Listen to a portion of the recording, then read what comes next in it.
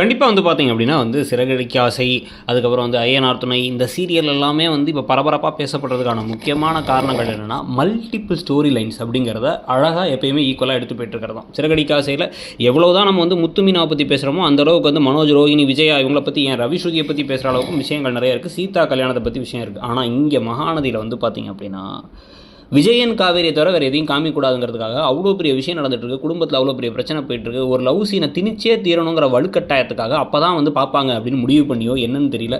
ஆனாலும் இப்போ அவ்வளோ பெரிய பிரச்சனை, பசுபதி மிரட்டிட்டு இருக்காரு. அதை எப்படி ப்ரூவ் பண்ண போகிறாங்கிறதுக்கு முன்னாடி தேவையில்லாத ஒரு ட்ராக்காக இப்போ காவேரிக்கு காய்ச்சலாக இருக்குது அப்படின்னு கொண்டு போயிட்டு, அப்புறம் காவேரிக்கு அம்மா போட்டிருக்கு அப்படின்னு சொல்லிட்டு வீட்டில் எல்லாரும் அவங்கள ஒதுக்கி வைக்கிறாங்க அப்படின்னு வச்சு, அப்போ உடனே இதை தெரிஞ்சுட்டு விஜய் ஓடி கூட கவனிச்சுட்டு அப்படியே அம்மா போட்டிருக்கவங்க பக்கத்துலேயே படுத்துக்கிறாரு அப்படிங்கிறலாம் சொல்கிறது எல்லாமே ஐயோ ஓ மை காட் அப்படிங்கிற மாதிரி தான் நமக்கு இருக்குன்னு வச்சுக்கோங்க.